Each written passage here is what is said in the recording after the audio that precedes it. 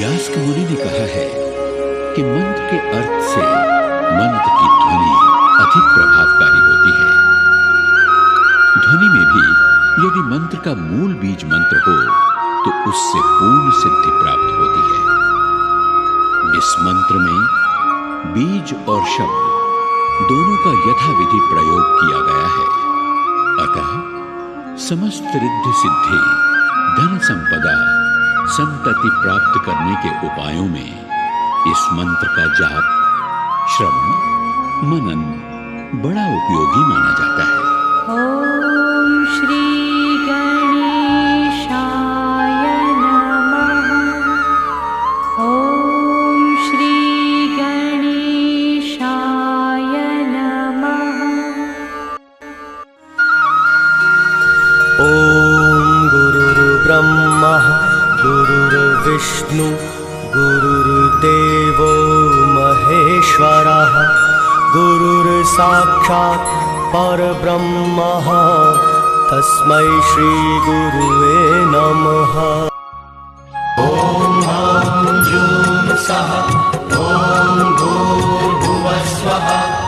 ॐ त्र्यम्बकं यजामहे सुगन्धिं पुष्टिवर्धनम् उर्वारुकमिव बन्धनान् मृत्योर्मुक्षीयमामृतात्। ॐ स्वः भुवः भुः ॐ सः जूं हौं ॐ। विश्व को भारत की सबसे बड़ी देन है ये मंत्र, ऋग्वेद का ये अमूल्य मंत्र, जिसकी रचना की महान ऋषि विश्वामित्र ने और जिसके हर शब्द में बसे हैं भगवान। तो इस महान मंत्र को सुनिए अनुराधा पौडवाल की आवाज में।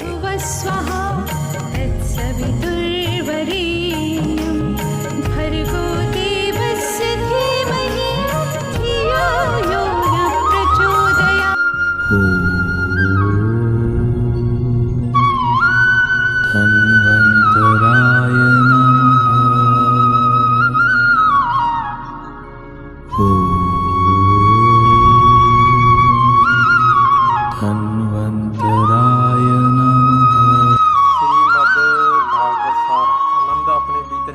करता है, किंतु मनुष्य से सत्रिय घर में तथा बाहर सुख में खोज रहा है। भगवान का वंदन केवल शरीर से ही नहीं, मन से करो वंदन। भगवान को प्रेम बंधन में बांधता है। वासना ही पुनर्जन्म का कारण होती है। इंद्रियों के अधीन होने से मनुष्य के जीवन में विकार आता है। संयम, सदाचार, स्नेह एवं सेवाचार गुण सत्संग के बिना नहीं आते। वस्त्र बदलने की आवश्यकता नहीं, आवश्यकता है हृदय परिवर्तन की। जवानी में जिसने ज्यादा पाप किए हैं उसे बुढ़ापे में नींद नहीं आती।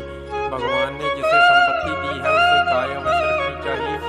जुआ, मदिरा पान, परसत्री संग, हिंसा, असत्य, मद, आसक्ति और निर्दयता में कली का वास है। अधिकारी शिष्य को अवश्य सतगुरु मिलता है। मन को बार बार समझाओ कि ईश्वर के सिवाय मेरा कोई नहीं है। विचार करो कि मेरा कोई नहीं है, मैं किसी का नहीं हूँ। भोग में क्षणिक सुख है, त्याग में स्थायी आनंद है। सत्संग ईश्वर कृपा से मिलता है, परंतु कुसंग में ना पड़ना तुम्हारे हाथ में है। लोभ और ममता पाप के माता पिता हैं। लोभ पाप का बाप है। सत्री का धर्म है रोज तुलसी एवं पार्वती का पूजन करें। मानव बुद्धि पर विश्वास मत रखो, ये बार बार दगा देते हैं। अपने को निर्दोष मानना बड़ा दोष है। पति पत्नी पवित्र जीवन बिताएं तो भगवान पुत्र रूप में उनके घर आने की इच्छा करते हैं। भगवान ही मेरे पुत्र हो ऐसी कामना होनी चाहिए। भगवान ही मेरे पुत्र हो ऐसी कामना होनी चाहिए।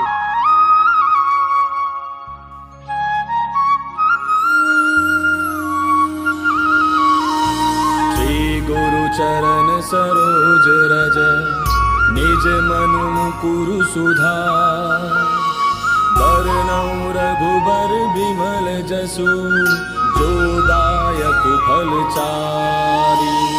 बुद्धिहीन तनु जानिके सुमिरो पवन कुमार।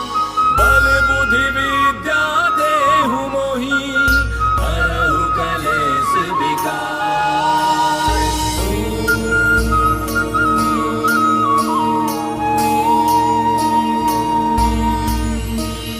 जय हनुमान ज्ञान गुण सागर, जय कपीस तिहु लोक उजागर। रामदूत अतुलित बल धामा, अंजलि पुत्र पवन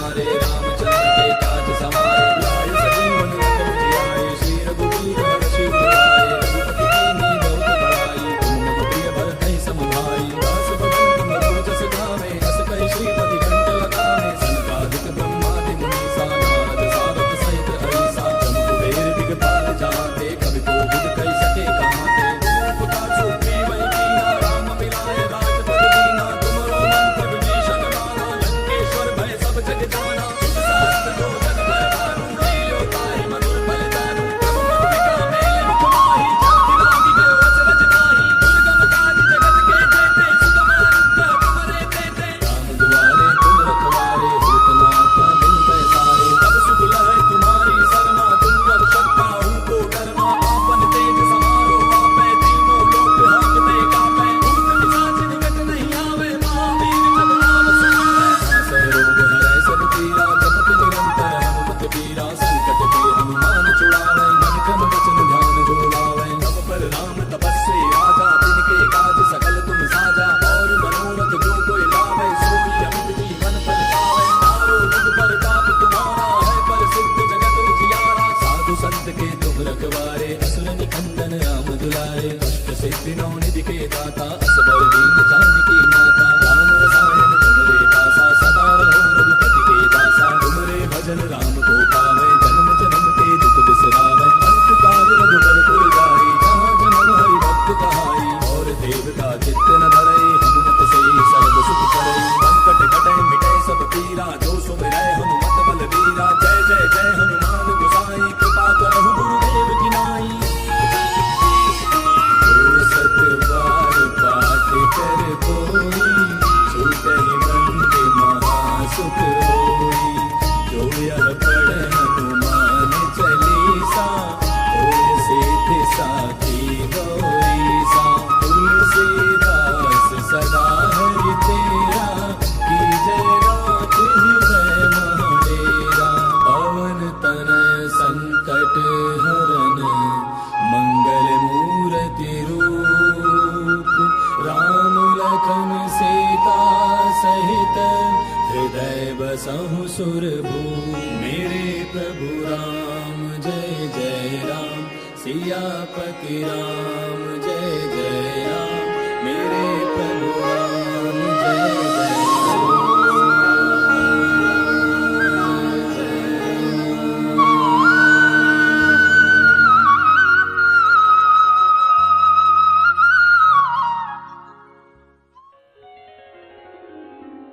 अध्याय 8 भगवत प्राप्ति। अर्जुन ने कहा, हे भगवान, हे पुरुषोत्तम, ब्रह्म क्या है, आत्मा क्या है, सकाम कर्म क्या है, यह भौतिक जगत क्या है तथा देवता क्या है, कृपा करके यह सब मुझे बताइए। हे मधुसूदन, यज्ञ का स्वामी कौन है और वह शरीर में कैसे रहता है और मृत्यु के समय भक्ति में लगे रहने वाले आपको कैसे जान पाते हैं? भगवान ने कहा, अविनाशी और दिव्य जीव ब्रह्म कहलाता है और उसका नित्य स्वभाव अध्यात्म या आत्म कहलाता है। जीवों के भौतिक शरीर से संबंधित गतिविधि कर्म या सकाम कर्म कहलाती है। हे देहधारियों में श्रेष्ठ, निरंतर परिवर्तनशील यह भौतिक प्रकृति अधिभूत कहलाती है। भगवान का विराट रूप, जिसमें सूर्य तथा चंद्र जैसे समस्त देवता सम्मिलित हैं, अधिदैव कहलाता है तथा प्रत्येक देहधारी के हृदय में परमात्मा स्वरूप स्थित मैं परमेश्वर अधियज्ञ कहलाता है। और जीवन के अंत में जो केवल मेरा स्मरण करते हुए शरीर का त्याग करता है, वह तुरंत मेरे स्वभाव को प्राप्त करता है, इसमें रंच मात्र भी संदेह नहीं है। हे कुंती पुत्र, शरीर त्याग के समय मनुष्य जिस जिस भाव का स्मरण करता है, वह उस भाव को निश्चित रूप से प्राप्त होता है। अतएव हे अर्जुन, तुम्हें सदैव कृष्ण रूप में मेरा चिंतन करना चाहिए और साथ ही युद्ध करने के कर्तव्य को भी पूरा करना चाहिए। अपने कर्मों को मुझे समर्पित करके तथा अपने मन एवं बुद्धि को मुझ में स्थिर करके तुम निश्चित रूप से मुझे प्राप्त कर सकोगे। हे पार्थ, जो व्यक्ति मेरा स्मरण करने में अपना मन निरंतर लगाए रखकर अविचलित भाव से भगवान के रूप में मेरा ध्यान करता है, वह मुझको अवश्य ही प्राप्त होता है। मनुष्य को चाहिए कि परम पुरुष का ध्यान सर्वज्ञ, पुरातन, नियंता, लघुतम से भी लघुतर, प्रत्येक का पालन करता, समस्त भौतिक बुद्धि से परे, अचिंत्य तथा नित्य पुरुष के रूप में करे। वे सूर्य की भांति तेजवान है और इस भौतिक प्रकृति से परे दिव्य रूप है। मृत्यु के समय जो व्यक्ति अपने प्राण को भौहों के मध्य स्थिर कर लेता है और योग शक्ति के द्वारा अविचलित मन से पूर्ण भक्ति के साथ परमेश्वर के स्मरण में अपने को लगाता है, वह निश्चित रूप से भगवान को प्राप्त होता है। जो वेदों के ज्ञाता हैं, जो ओंकार का उच्चारण करते हैं और जो संन्यास आश्रम के बड़े बड़े मुनि हैं, वे ब्रह्म में प्रवेश करते हैं। ऐसे सिद्धि की इच्छा करने वाले ब्रह्मचर्य व्रत का अभ्यास करते हैं। अब मैं तुम्हें वह विधि बताऊंगा जिससे कोई भी व्यक्ति मुक्ति लाभ कर सकता है।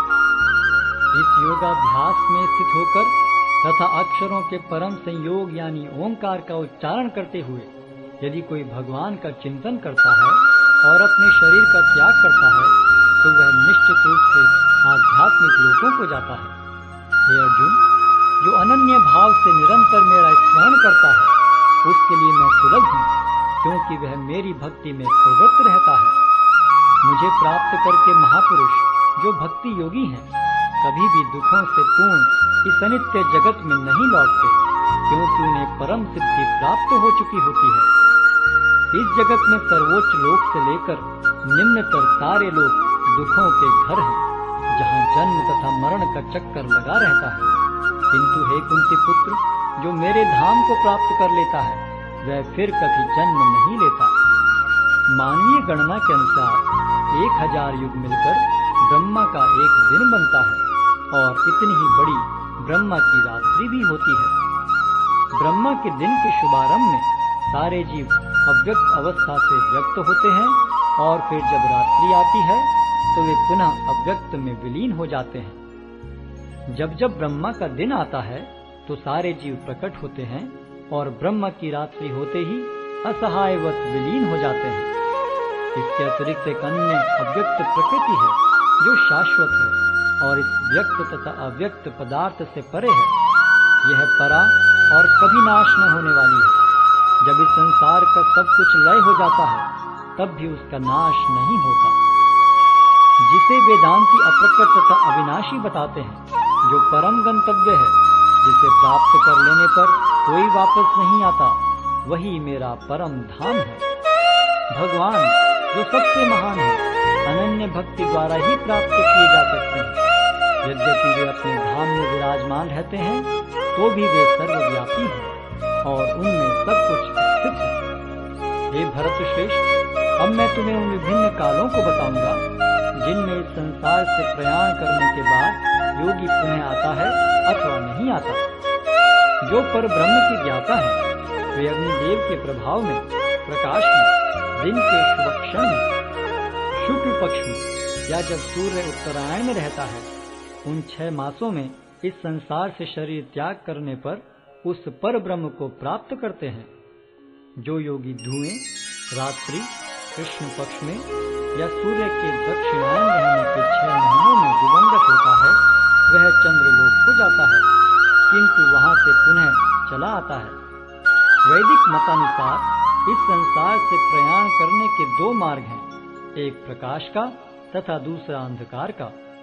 जब मनुष्य प्रकाश के मार्ग से जाता है तो वह वापस नहीं आता, किंतु अंधकार के मार्ग से जाने वाला पुनः लौट कर आता है। हे अर्जुन, यद्यपि भक्तगण इन दोनों मार्गों को जानते हैं, किंतु वे मोहग्रस्त नहीं होते, अतः तुम भक्ति में सदैव स्थिर रहो। जो व्यक्ति भक्ति मार्ग स्वीकार करता है, वह वेदाध्ययन, तपस्या, दान, दार्शनिक तथा सकाम कर्म करने से प्राप्त होने वाले फलों से वंचित नहीं होता। वह मात्र भक्ति संपन्न करके इन समस्त फलों की प्राप्ति करता है और अंत में परम नित्य धाम को प्राप्त होता है।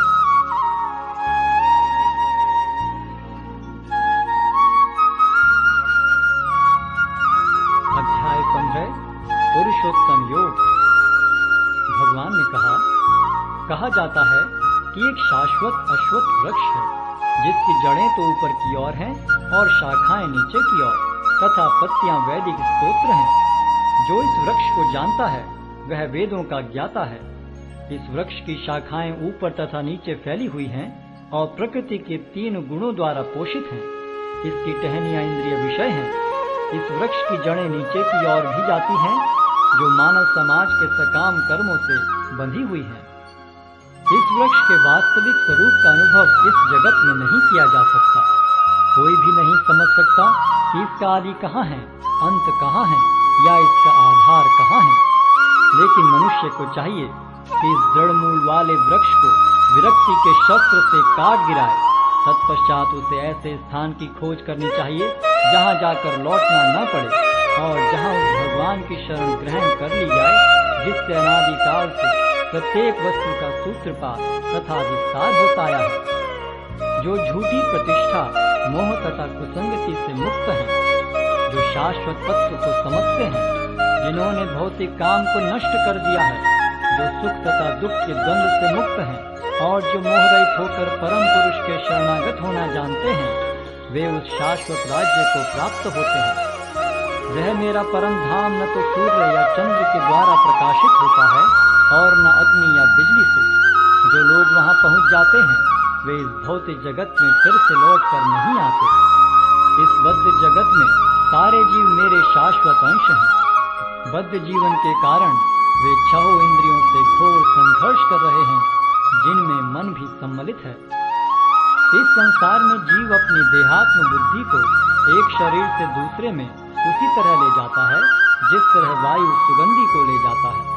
इस प्रकार वह एक शरीर धारण करता है और फिर इसे त्याग कर दूसरा शरीर धारण करता है। इस प्रकार दूसरा स्थूल शरीर धारण करके जीव विशेष प्रकार का कान, आँख, जीभ, नाक तथा स्पर्श इंद्रिय प्राप्त करता है, जो मन के चारों ओर संपुंजित हैं।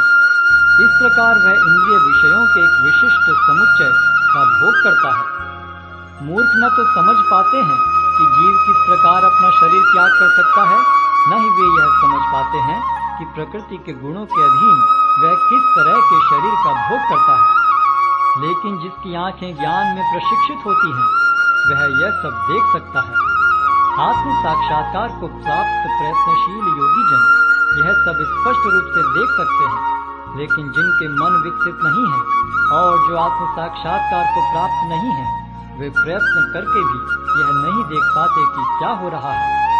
सूर्य का तेज जो सारे विश्व के अंधकार को दूर करता है, मुझसे ही निकलता है। चंद्रमा तथा अग्नि के तेज भी मुझसे उत्पन्न है। मैं प्रत्येक लोक में प्रवेश करता हूँ और मेरी शक्ति से सारे लोग अपनी कक्षा में स्थिर रहते हैं। मैं चंद्रमा बनकर समस्त वनस्पतियों को जीवन रस प्रदान करता हूँ। मैं समस्त जीवों के शरीरों में पाचन अग्नि हूँ और मैं श्वास प्रश्वास में रहकर 4 प्रकार के अन्नों को पचाता हूँ। मैं प्रत्येक जीव के हृदय में आसीन हूँ और मुझसे ही स्मृति, ज्ञान तथा विस्मृति होती है। मैं ही वेदों के द्वारा जानने योग्य हूँ। निस्संदेह मैं वेदांत का संकलन करता तथा समस्त वेदों का जानने वाला हूँ। जीव 2 प्रकार के हैं, च्युत तथा अच्युत। भौतिक जगत में प्रत्येक जीव च्युत होता है और आध्यात्मिक जगत में प्रत्येक जीव अच्युत कहलाता है। इन दोनों के अतिरिक्त एक परम पुरुष परमात्मा है, जो साक्षात अविनाशी भगवान है और जो तीनों लोकों में प्रवेश करके उनका पालन कर रहा है। चूंकि मैं क्षर तथा अक्षर दोनों के परे हूँ और चूंकि मैं सर्वश्रेष्ठ हूँ, अतएव मैं इस जगत में तथा वेदों में परम पुरुष के रूप में विख्यात हूँ। जो कोई भी मुझे संशय रहित होकर पुरुषोत्तम भगवान के रूप में जानता है, वह सब कुछ जानने वाला है। अतएव हे भरत पुत्र, वह व्यक्ति मेरी पूर्ण भक्ति में रत होता है। हे अनग, यह वैदिक शास्त्रों का सर्वाधिक गुप्त अंश है, जिसे मैंने अब प्रकट किया है। जो कोई इसे समझता है, वह बुद्धिमान हो जाएगा और उसके प्रयास पूर्ण होंगे।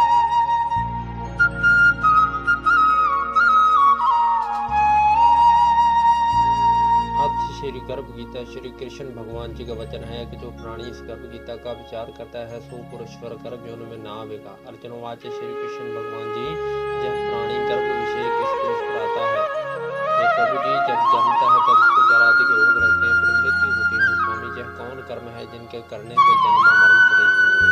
श्री भगवान वाच अर्जुन जय जो मनुष्य सौंदा मूर्ख और संसार की प्रगति के साथ प्रीत करता है और उसे यही चिंता रहती है जय पदार्थ मैंने पाया है और जब पाऊंगा, जब चिंता इस प्राणी के मन में से उतरती नहीं। 8 पहर माया को ही मांगता है, इन बातों को करके बारंबार चलता और मरता रहता है, गर्भ विषय दुख पाता है। अर्जुन वाच श्री कृष्ण भगवान जी मन में साथी की न्यायी है, कृष्ण इसकी शक्ति है, जन्म पांचों अवश्य काम क्रोध लोभ मोह अहंकार और पांचों में से अहंकार मानवश श्री भगवान वाच अर्जुन जहाँ मन निश्चय कर हाथी की न्यायी है, कृष्ण इसकी शक्ति है, जन्म पांचों अवश्य अहंकार से अर्जुन जैसे हाथी खंडे के वश होता है, जैसे मन को वश करने के लिए ज्ञान बुद्धि देता है, अहंकार करने के वह दीन करता है।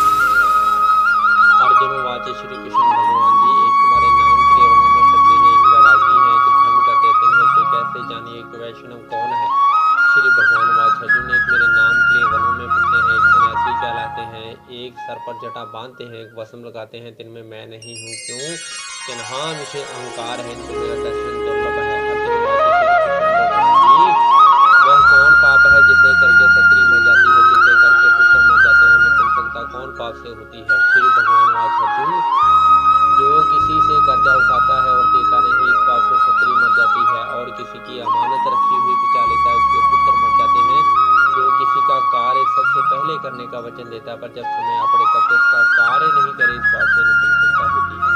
अर्जुन वाच श्री कृष्ण भगवान जी कौन पाप से मनुष्य सदा रोगी रहता है, गधे का जन्म पाता है, डड्डू और बिल्ली का जन्म किस पाप से होता है। श्री भगवान वाच अर्जुन जो मनुष्य कन्या का नाता लेते हैं और साधु ब्राह्मण के दूसरे को मनुष्य सदा रोगी रहते हैं, और जो विषय विकार के वास्ते मदरा पान करते हैं सो डड्डू का जन्म पाते हैं, और जो झूठी गवाही भरते हैं सो दुष्टा सत्री का जन्म पाते हैं। जो रसोई बनाकर पहले आप खा लेते हैं पीछे परमेश्वर अर्थ दान करते हैं तो बिल्ली का जन्म पाते हैं। अर्जुन वाच श्री कृष्ण भगवान जी जो एक मनुष्य को स्वर्ग दिया है, कई मनुष्यों को आपने हाथी घोड़े दिए हैं, तिन्होंने कौन पुण्य किया है। श्री भगवान वाच अर्जुन जिन्होंने स्वर्ण दान किया है तो तिनको हाथी घोड़े वाहन मिलते हैं, जो कन्यादान परमेश्वर के अनुमति करते हैं तो मनुष्य का जन्म पाते हैं। अर्जुन वाच श्री कृष्ण भगवान जी जिनकी सुंदर विचित्र देह है, जिनके घर संपत्ति है, जो विद्वान है, तिनने कौन पुण्य किया है। श्री भगवान वाच अर्जुन जिन्होंने अन्न दान किया है तिनका रूप सुंदर है, जिन्होंने विद्या दान किया तो विद्वान होते हैं, जिन्होंने गुरुदेव सेवा की है तो पुत्रवान होते हैं। अर्जुन वाच श्री कृष्ण भगवान जी इनको धन से प्रीति होती है, शत्रुओं से प्रीत करते हैं, जिसका क्या कारण है। श्री भगवान वाच अर्जुन राजपाट सब नाश रूप है, मेरी भक्ति का नाश नहीं है। अर्जुन वाच श्री कृष्ण भगवान जी राजपाट और विद्या के सर्व से मिलती है। श्री भगवान वाच अर्जुन जो प्राणी श्री काशी जी में निष्काम भक्ति करते हुए देह त्यागते हैं सो राजा होते हैं, जो मूर्ति की सेवा करते हैं सो विद्वान होते हैं। अर्जुन वाच श्री कृष्ण भगवान जी एक ना धन संचित मिलता है, सारी मन रोग से रहित होते सो कौन पुण्य है। श्री भगवान वाच अर्जुन जिसने गुप्त दान किया है हमको संचित धन मिलता है, जिसने परमेश्वर अर्थ प्राय काम द्वारा रोग से रहित होते हैं। अर्जुन वाच श्री कृष्ण भगवान जी कौन पाप से अमली होते हैं, गुंगा और कुछ भी किस पाप से होते हैं। श्री भगवान वाच अर्जुन जो पर सत्री गमन करते हैं तो अमली होते हैं, जो गुरु विद्या पढ़कर मुकर जाते हैं गूंगे होते हैं, जिसने गौगात करी है सो पुष्टि होते हैं। अर्जुन वाच श्री कृष्ण भगवान जी इतना कि देह में रक्त विकार होता है, कोई दरिद्री होते हैं, कोई खरड़बऊ होते हैं, कोई अंधे होते हैं, कोई पंगल होते हैं, यह कौन पाप से होते हैं। कोई बाल विधवा होती है सो कौन पाप से होती है। श्री भगवान वाच अर्जुन जो सदा क्रोधवान होते हैं तिनको रक्त का विकार होता है, ब्राह्मण को दान देते हैं तिनको खरड़बऊ होती है, जो पानी की सत्री देता है और गुरु की सत्री पर कोई व्यक्ति करता है कौनता होता है, जिसने गौ ब्राह्मण को अपने पति को छोड़कर प्रायपुर से संग करते तो बाल विधवा। अर्जुन वाच श्री कृष्ण भगवान जी तुम बाल ब्रह्म हो, तुम्हारे को नमस्कार है, आगे में तुम्हें संपत्ति का जानता था, मैं आपको साक्षात परमेश्वर जानता हूँ। एक पार ब्रह्म जी गुरु दीक्षा कैसी होती है तो कृपा करके कहो। श्री भगवान वाच अर्जुन तो धन्य है तेरे माता पिता भी धन्य है, जिनका तू ऐसा पुत्र है जिसने गुरु दीक्षा पूछी है। अर्जुन सारे संसार में गुरु श्री जगन्नाथ जी हैं, विद्या का गुरु श्री काशी है, चारों वर्णों का गुरु ब्राह्मण है, ब्राह्मण का गुरु सन्यासी है। सन्यासी उसको कहते हैं जिसने सब मत त्याग करके मेरे विषय मन लगाया है, वही सन्यासी जगत का गुरु है। हे अर्जुन यह बात ध्यान देकर सुनने की है कि गुरु कैसा करें, जिसने इंद्रियां जीती हैं, जिसको संसार ईश्वर रूप नजर आता है, जगत से उदास है, ऐसा गुरु करे। जो परमेश्वर को जानने वाला हो तो गुरु जैसा गुरु का भक्त है सो मेरा भक्त होता है। जो प्राणी दूर से सन्मुख होकर मेरा भजन करते हैं उनका भजन करना सफल है। जो प्राणी गुरु से विमुख है तिनको सप्त ग्राम जलाने का पाप है। गुरु विमुखी प्राणी का दर्शन चांडाल के तुल्य है। जो ग्रह से गुरु के बिना है सो चांडाल के समान है। जिस तरह मदरा का बर्तन होवे उस विच गंगा जल पाई उसको अपवित्र होता है, इसी तरह से गुरु विमुख का दर्शन सदा अपवित्र है। जिसके हाथ का दिया देते भी नहीं लेते, जिसके सर्व कर्म निष्फल है। कुकर शूकर गदा काक इन सब जोनियों में सर्व कोटि जून है। इन सब से वह मनुष्य छोटा है जो गुरु नहीं धारता। गुरु बिना गति होती अवश्य नरक हो जाएगा। गुरु दीक्षा बिना प्राणी के सर्व कर्म निष्फल है। गुरु दीक्षा बिना प्राणी के सर्व कर्म निष्फल हैं। अर्जुन चारों वर्णों को मेरी भक्ति और सेवा करनी योग्य है, तैसे गुरुदार को गुरु की भक्ति और सेवा करनी योग्य है। जैसे सब नदियों में श्री गंगा जी श्रेष्ठ हैं, सर्व व्रतों में श्री एकादशी जी का व्रत श्रेष्ठ है, ऐसे ही हे अर्जुन सब शुभ कर्मों में गुरु सेवा उत्तम है। गुरु दीक्षा बिना प्राणी पशु योन में फल भोगता है, 84 लाख योनियों में घूमता रहता है। अर्जुन वाच हे हरि तू आज्ञा क्या वस्तु है। श्री भगवान वाच है अर्जुन तेरा जन्म धन्य है जिसने जय प्रश्न किया। गुरु दीक्षा हरि का नाम है। जो गुरुदेव उपदेश करते हैं जय चारों वर्णों को जपना श्रेष्ठ है। अर्जुन जो गुरु जी की सेवा करता है मेरी उस पर प्रसन्नता है। जन्म मरण से रहित तो स्वर्ग भोगेगा। जो प्राणी गुरु की सेवा नहीं करता सो 3.5 करोड़ वर्ष सो 3.5 करोड़ वर्ष नरक होता है। गुरु सेवा से अश्वमेध यज्ञ का फल होता है। गुरु की सेवा मेरी सेवा है। इस तेरे मेरे समाज में जो प्राणी पड़े हो सुनेंगे सो गर्भ से बचेंगे। 84 कर जाएगी इस करेगी इस पाठ का नाम गर्भ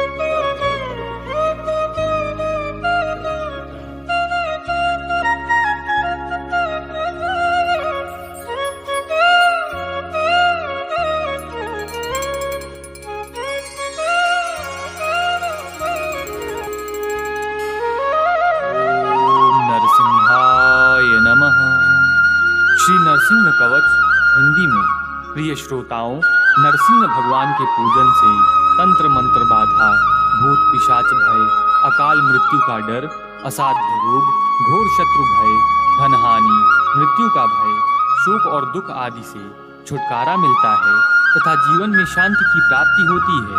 भगवान नरसिंह श्री हरि विष्णु के 5वें अवतार हैं और इन्हीं के कवच से सुरक्षित होने के कारण ही प्रहलाद जी के साथ अनेक प्रकार के अस्त्र शस्त्रों से, अनेकों विषैले सांपों से डसवाने पर, पर्वत के शिखर से गिरने पर, रसोइयों के द्वारा विष मिला हुआ भोजन देने पर, अग्निशिखा के त्रिशूल से प्रहार करने पर प्रहलाद को कुछ न होना और तेजोमय त्रिशूल टूटकर नीचे गिर जाना, पुरोहितों द्वारा उस निष्पाप बालक पर हत्या का प्रयोग करने पर कुछ न होना तथा अंत में होलिका दहन में बच जाना, यह सब चमत्कार हुए।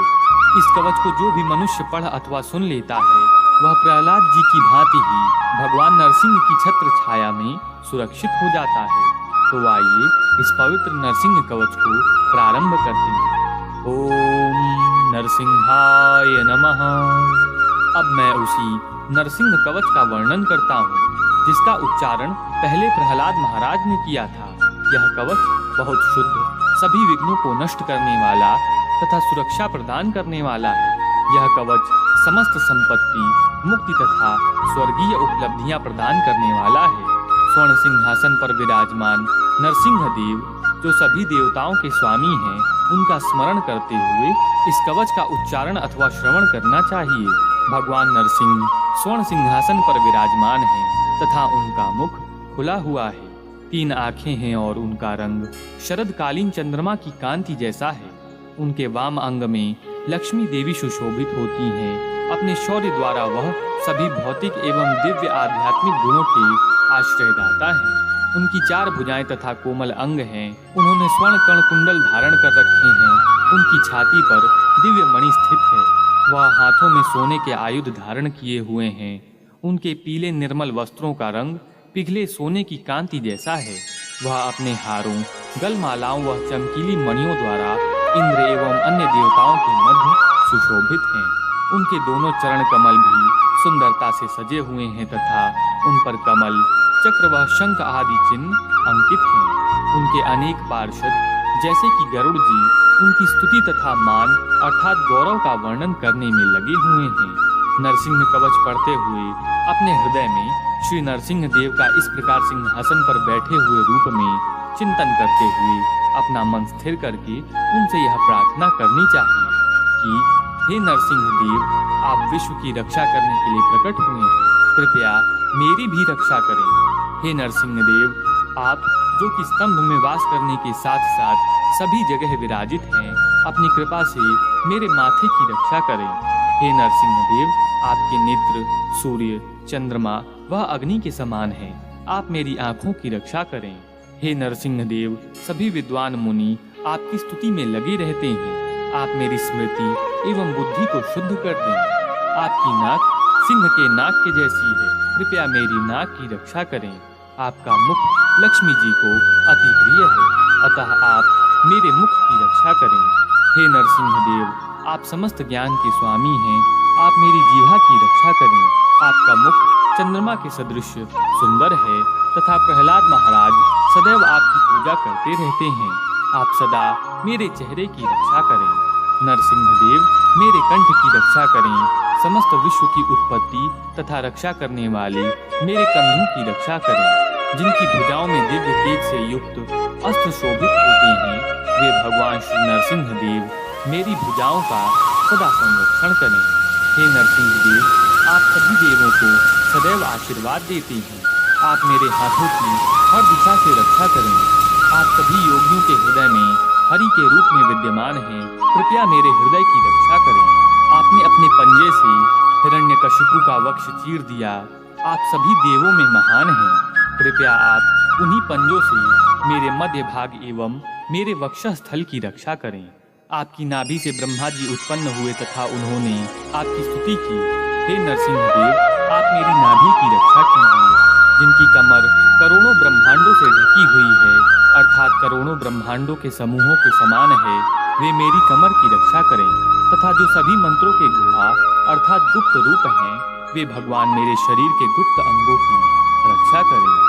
मनोभव मेरे उरुओं की ओर नर रूप से लीला करने वाले भगवान नरसिंह मेरे घुटनों का संरक्षण करें।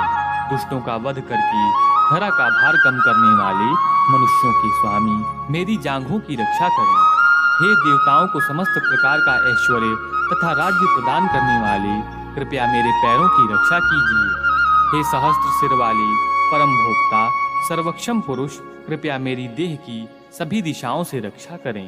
सभी वीरों में अग्रज अर्थात सबसे बड़ी तथा सब पर अनुग्रह करने वाली पूर्व दिशा से मेरी रक्षा करें। महाविष्णु रूपधारी भगवान दक्षिण दिशा से और महाज्वाला स्वरूप नैश्रित्य कोण में मेरा संरक्षण करें।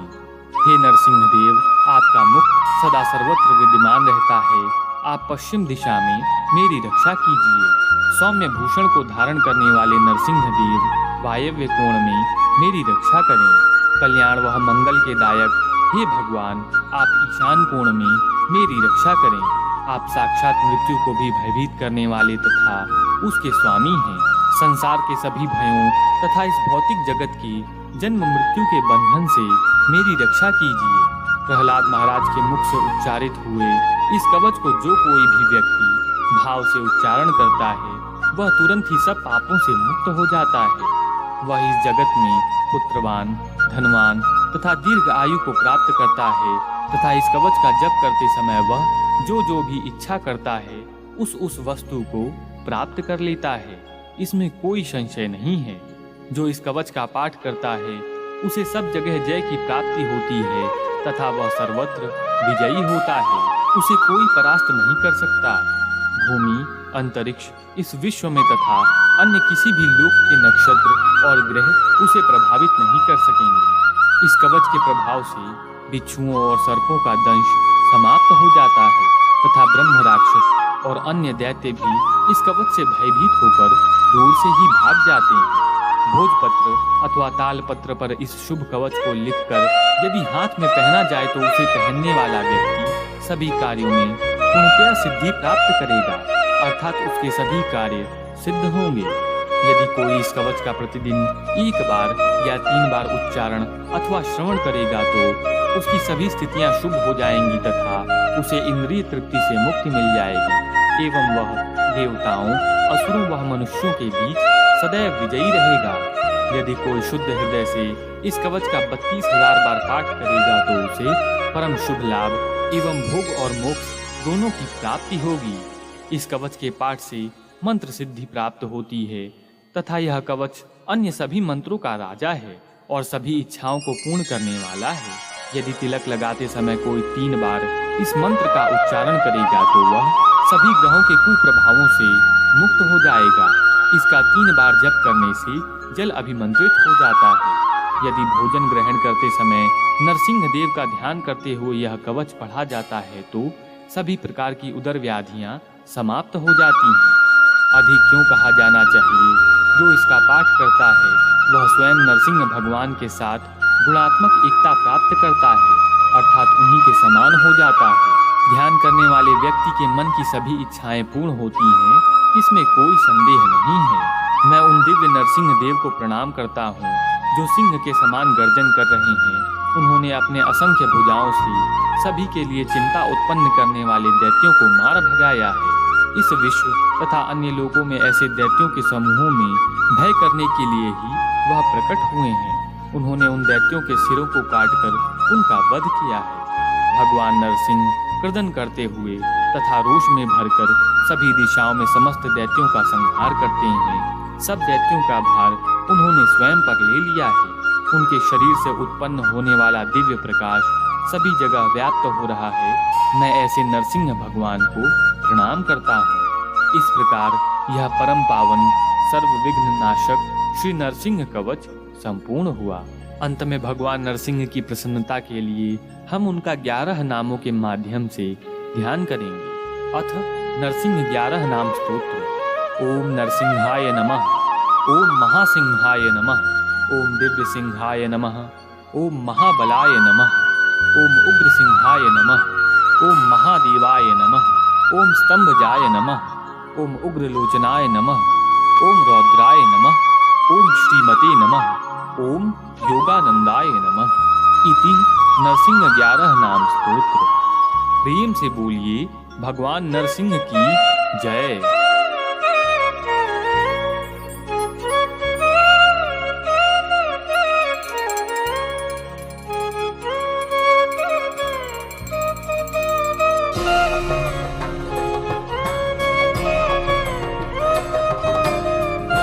कवचं वक्ष्ये प्रह्लादेनोदितं पुरा सर्वरक्षाकरं पुण्यं सर्वोपद्रवनाशनं स्वाहा।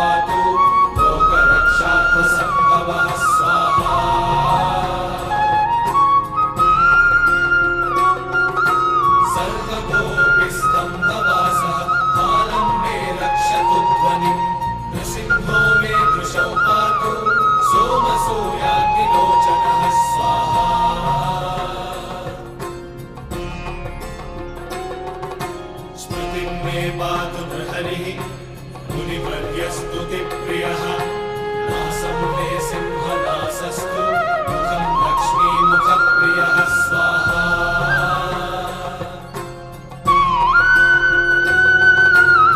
सर्वविद्याधिपः पातु नृसिंहो रसना मम वक्त्रं पात्विन्दुवदनं सदा प्रह्लादवन्दितः स्वाहा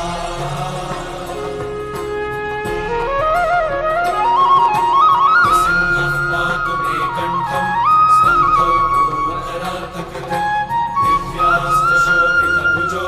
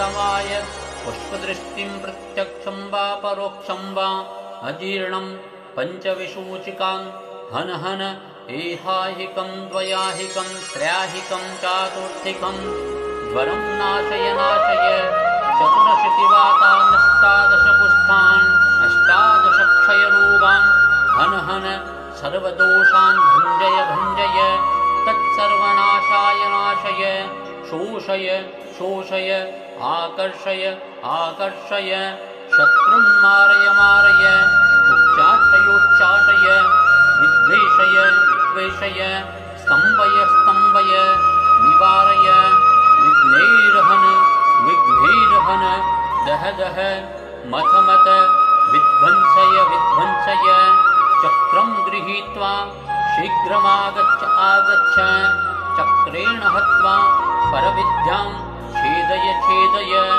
भेदय भेदय चतुःशीतानि विस्फोटय विस्फोटय अर्धवातशूल दृष्टिसर्पसिन्धिव्याघ्र द्विपद चतुष्पद बाह्यान् दिवमोच्यन्तरिक्षे अन्येऽपि केचित् तान् द्वेषकान् सर्वान् हन हन विद्युन् मेद्यनदी पर्वताटवी सर्वस्थान रात्रिजनपथचोरान् वशं कुरु कुरु हरिः ॐ नमो भगवते ह्रीं हुं फट् स्वाहा ठः ठं ठं ठः नमः।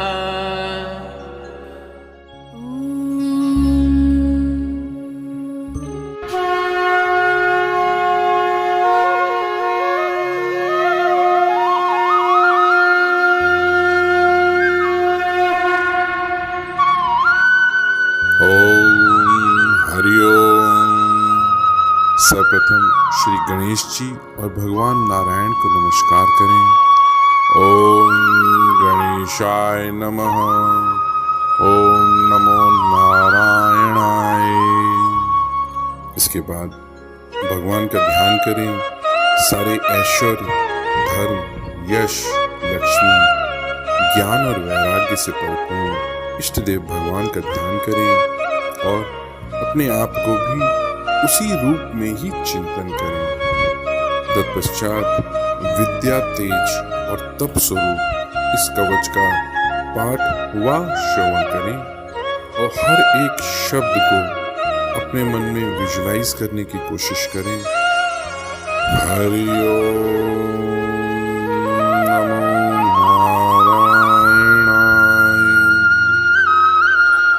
भगवान श्री हरि करुण जी की पीठ पर अपने चरण कमल रखे हुए हैं। अणिमा आदि 8 सिद्धियां उनकी सेवा कर रही हैं। 8 हाथों में शंख, चक्र, ढाल, तलवार, गदा, वाण, धनुष और पाश धारण किए हुए हैं। वे ही ओंकार स्वरूप प्रभु सब प्रकार से सब ओर से मेरी रक्षा करें।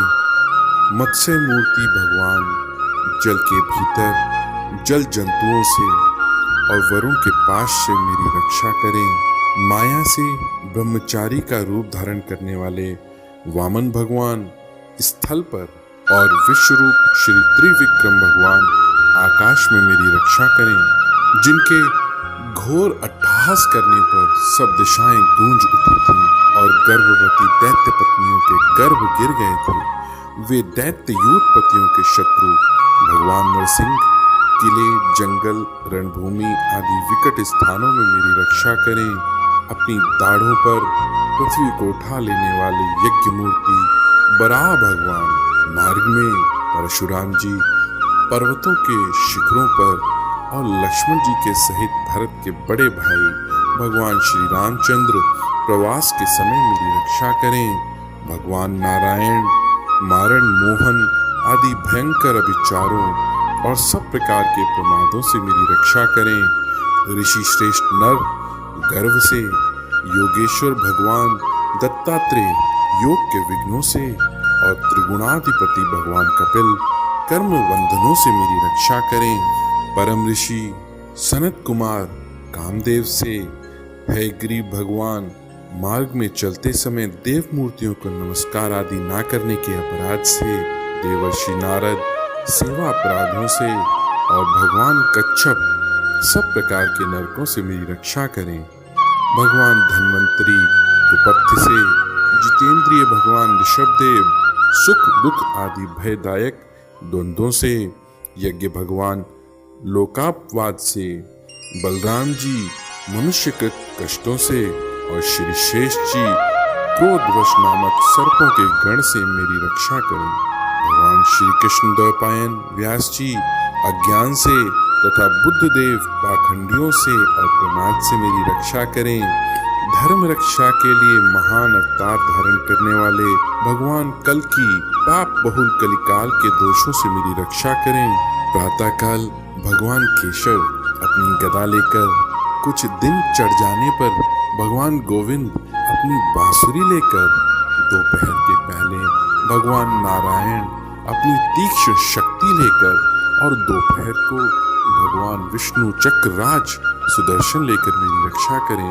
तीसरे पहर में भगवान मधुसूदन अपना प्रचंड धनुष लेकर मेरी रक्षा करें। सायंकाल में ब्रह्मा आदि त्रिमूर्तिधारी माधव, सूर्यास्त के बाद ऋषिकेश, अर्धरात्रि के पूर्व तथा अर्धरात्रि के समय अकेले भगवान पद्मनाभ मेरी रक्षा करें। रात्रि के पिछले पहर में श्री वत्स लांछन श्री हरि, उषा काल में खड़गधारी भगवान जनार्दन, सूर्योदय से पूर्व श्री दामोदर और संपूर्ण संध्याओं में कालमूर्ति भगवान विश्वेश्वर मेरी रक्षा करें। सुदर्शन, आपका आकार चक्र रथ के पहिए की तरह है। आपके किनारे का भाग प्रलयकालीन अग्नि के समान अत्यंत तीव्र है। आप भगवान की प्रेरणा से सब ओर घूमते रहते हैं। जैसे आग वायु की सहायता से सूखे घास फूस को जला डालती है, वैसे ही आप हमारी शत्रु सेना को शीघ्र से शीघ्र जला दीजिए। गौमूत्र की गदा, आपसे छूटने वाली चिंगारियों का स्पर्श वज्र के समान असह्य है। आप भगवान अजित की प्रिया हैं और मैं उनका सेवक हूँ, इसलिए आप कुष्मांड, विनायक, यक्ष, राक्षस, भूत और प्रेत आदि ग्रहों को अभी कुचल डालिए तथा मेरे शत्रुओं को चूर चूर कर दीजिए। शंख श्रेष्ठ, आप भगवान श्री कृष्ण के फूंकने से भयंकर शब्द करके मेरे शत्रुओं का दिल दहला दीजिए एवं यातुधान, प्रमथ, प्रेत, मातृका, पिशाच तथा ब्रह्म राक्षस आदि भयावनी प्राणियों को यहाँ से छटपट भगा दीजिए। भगवान की श्रेष्ठ तलवार, आपकी धार बहुत तीक्ष्ण है। आप भगवान की प्रेरणा से मेरे शत्रुओं को छिन्न भिन्न कर दीजिए। भगवान की प्यारी ढाल, आप में सैकड़ों चंद्राकार मंडल हैं। आप पाप दृष्टि, पापात्मा शत्रुओं की आंखें बंद कर दीजिए और उन्हें सदा के लिए अंधा बना दीजिए।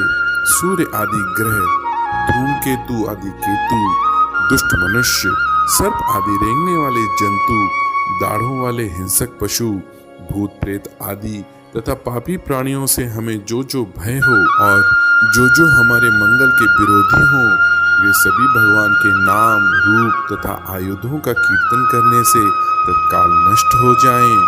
वृहद, रथंतर आदि सामवेदीय स्तोत्रों से जिनकी स्तुति की जाती है, वे वेद मूर्ति भगवान गरुण और विश्वक्सेन जी अपने नामोच्चारण के प्रभाव से हमें सब प्रकार की विपत्तियों से बचाएं। श्री हरि के नाम रूप, वाहन, आयुध और श्रेष्ठ पार्षद हमारी बुद्धि, इंद्रिय, मन और प्राणों को सब प्रकार की आपत्तियों से बचाएं। जितना भी कार्य अथवा कारण रूप जगत है, वह वास्तव में भगवान ही है। इस सत्य के प्रभाव से हमारे सारे उपद्रव नष्ट हो जाएं। जो लोग ब्रह्म और आत्मा की एकता का अनुभव कर चुके हैं, उनकी दृष्टि में भगवान का स्वरूप समस्त विकल्पों, भेदों से रहित है। फिर भी वे अपनी माया शक्ति के द्वारा भूषण, आयुध और रूप नामक शक्तियों को धारण करते हैं। यह बात निश्चित रूप से सत्य है। इस कारण सर्वज्ञ, सर्वव्यापक भगवान श्री हरि सदा सर्वत्र सब स्वरूपों से हमारी रक्षा करें, जो अपने भयंकर अट्टहास से सब लोगों के भय को भगा देते हैं और अपने तेज से सबका तेज ग्रस लेते हैं। वे हुए भगवान नरसिंह दिशा विदिशा में नीचे ऊपर बाहर भीतर सब ओर हमारी रक्षा करें। इस नारायण कवच को धारण करने वाला पुरुष जिसको भी अपने नेत्रों से देख लेता अथवा पैर से छू देता है वह तत्काल भयों से मुक्त हो जाता है। जो इस वैष्णवी विद्या को धारण कर लेता है उसे राजा, डाकू, प्रेत, पिशाच आदि और बाघ आदि हिंसक जीवों से कभी किसी प्रकार का भय नहीं होता। श्री सुखदेव जी कहते हैं, परीक्षित, जो पुरुष इस नारायण कवच को समय पर सुनता है और जो आदर पूर्वक इसे धारण करता है उसके सामने सभी प्राणी आदर से झुक जाते हैं और सब प्रकार के भयों से मुक्त हो जाते हैं। परीक्षित, शतक्रतु इंद्र ने आचार्य विश्वरूप जी से यह वैष्णवी विद्या प्राप्त करके रणभूमि में असुरों को जीत लिया और वे त्रैलोक्य लक्ष्मी का उपभोग करने लगे। इसी के साथ नारायण कवच संपूर्ण होता है। हरि ओम नमो नारायणाय। ओम नमो भगवते वासुदेवाय। ओम विष्णुवे नमः। हरि ओम।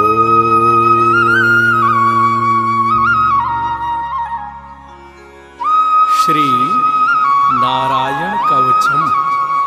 भक्तजनों, नारायण कवच का पाठ करने से सृष्टि के समस्त कठिन से कठिन कार्य आसानी से संभव हो जाते हैं और मनुष्य किसी भी प्रकार की बाधाओं को, किसी भी प्रकार के संकट को, किसी भी प्रकार की विपत्ति को बड़ी आसानी से पार कर लेता है।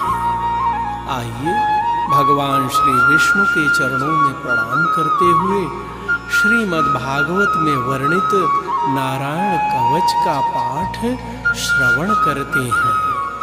राजो उवाच यया गुप्तः सहस्राक्षः सवाहान् रिपुसैनिकान् क्रीडन्निव विनिर्जित्य त्रिलोक्या बुभुजे श्रियम् भगवंस्तन्ममाख्याहि वर्म नारायणात्मकम् यथा ततायिनः शत्रून् येन गुप्तो जयन् मृधे।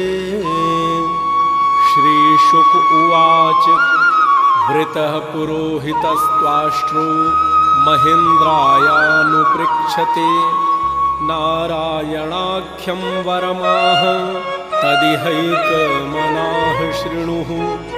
विश्वरूप उवाच धौताङ्घ्रिपाणिराचस्य सपवित्र उदङ्मुखः कृतस्त्वाङ्गकरन्यासो मन्त्राभ्यां वाग्यतः शुचिः नारायणमयं वरम संह्योदभय आगते देवभूतात्मकर्मभ्यो नारायणमयः पुमान् पादयोर्जानुनोरुर्वोरुदरे हृद्यथोरसि मुखे शिरस्यानुपूर्व्यादोङ्कारादीनि विन्यसेत्।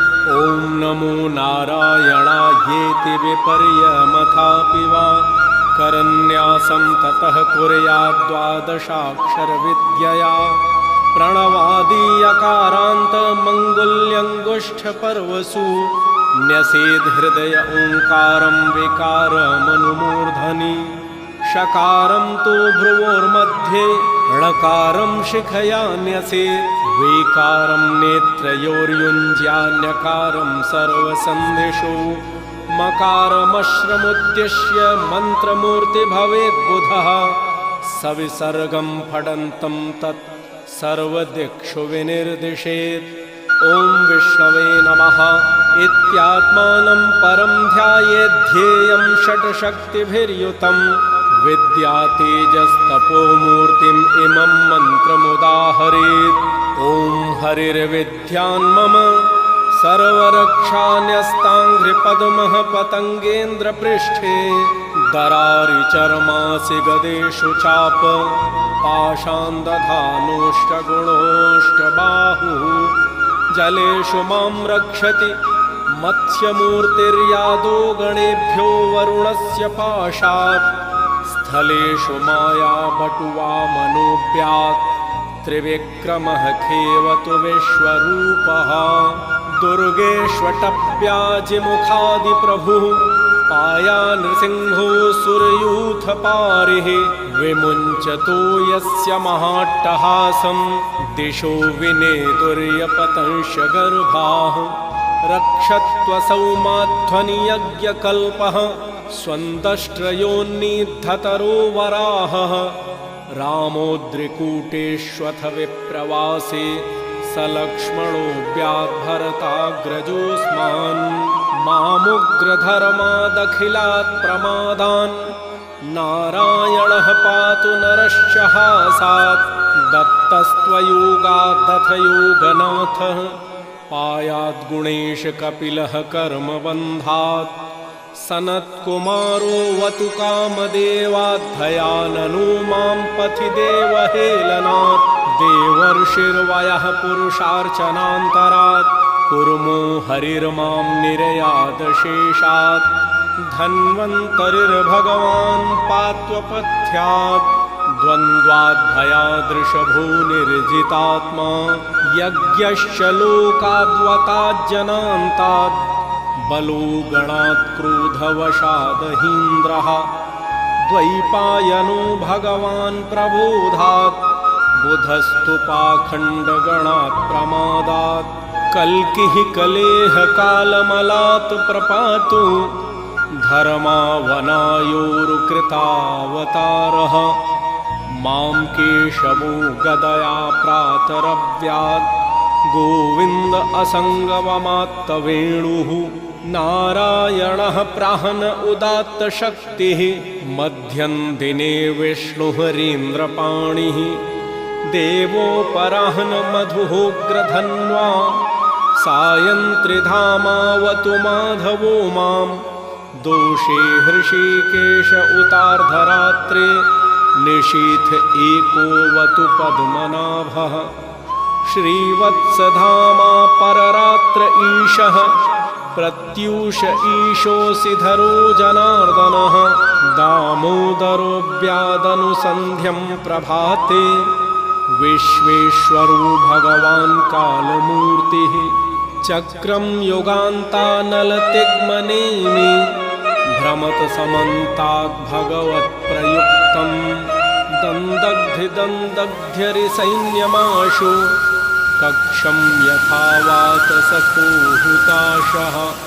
गदेशनिस्पर्शनविस्फुलिङ्गे निष्पिण्ढ्यजितप्रियासि कूष्माण्डवैनायकयक्षरक्षो भूतग्रहोश्चूर्णय चूर्णयारीन् त्वं यातु धान् प्रथमप्रेतमात्री पिशाच विप्रग्रह घोरदृष्टीन् नरेन्द्रविद्रावय कृष्णपूरितो भीमस्वनूरेर्हृदयानि कम्पयन् त्वं तिग्मधारासि वरारिसैन्यम् ईशप्रयुक्तो मम छिन्धि छिन्धि चक्षुंश चरमन् शतचन्द्रछादय द्विषामघूनां हर पापचक्षुषां यन्नो भयं ग्रहेभ्यो भूत केतुभ्यो नृभ्य एव च सरीसृपेभ्यो दंष्ट्रिभ्यो भूतेभ्यो होभ्य एव च सर्वाण्येतानि भगवन् नामरूपास्त्रकीर्तनात् प्रयान्तु संक्षयं सद्यो येन श्रेयः प्रतीपकाः गरुडो भगवान् स्तोमच्छन्दोमयः प्रभुः रक्षत्वशेषकृच्छेभ्यो विश्वक्सेनस्य वाहनम् सर्वापद्भ्यो हरेर्नाम रूपयानायुधानि नः बुद्धीन्द्रियमनः प्राणान् पान्तु पार्षदभूषणाः यथा हि भगवानेव वस्तुतः सदसच्च यत् सत्येनानेन नः सर्वे यान्तु नाशमुपद्रवाः यथैकात्म्यानुभावानां विकल्परहितः स्वयं भूषणायुधलिङ्गाख्या धत्ते शक्तिः स्वमायया तेनैव सत्यमानेन सर्वज्ञो भगवान् हरिः पातु सर्वैः स्वरूपैर्नः सदा सर्वत्र सर्वगः विदिक्षो दिक्षोर्ध्वमधः समन्तादन्तबहिर्भगवान् नारसिंहः प्रहापयं लोकभयं स्वनेन स्वतेजसा ग्रस्तसमस्ततेजाः मघवन्निदमाख्यातं वर्मनारायणात्मकं विदेश्यस्यञ्जसा येन दंशितो सुरयूथपान् एतद्वारयमाणस्तु यं यं पश्यति चक्षुषा पदा वा संस्पृशेत् सद्यः साध्वसात् स विमुच्यते न कुतश्चित् भयं तस्य विद्यां धारयतो भवेत् राजदस्युग्रहादिभ्यो व्याध्यादिभ्यश्च कर्हिचित् इमां विद्यां पुरा कश्चित् कौशिको धारयन् द्विजः योगधारणया स्वाङ्गं जहौ स मरुधन्वनि तस्योपरि विमानेन गन्धर्वपतिरेकदा ययौ चित्ररथः स्त्रीभिर्वृतो यत्र द्विजक्षयः गगनान्यपतत् सद्यः स विमानो ह्यवाक्षिराः सबालखिल्यवचनादः थीन्यादाय विस्मितः प्रास्य प्राची सरस्वत्यां स्नात्वा धाम स्वमन्वगात् श्रीशुक उवाच यम् इदं शृणुयात् काले यो धारयति चादृतः तं नमस्यन्ति भूतानि मुच्यते सर्वतो भयात् एतां विद्यामधिगतो विश्वरूपाक्षतक्रतुः त्रैलोक्यलक्ष्मीं बुभुजे विनिर्जित्य मृधे सुरान् इति श्रीमद्भागवते षष्ठस्कन्धे अष्टमे अध्याये नारायणकवचं सम्पूर्णम्। भगवान विष्णु आप सबका कल्याण करें। जय सिया राम।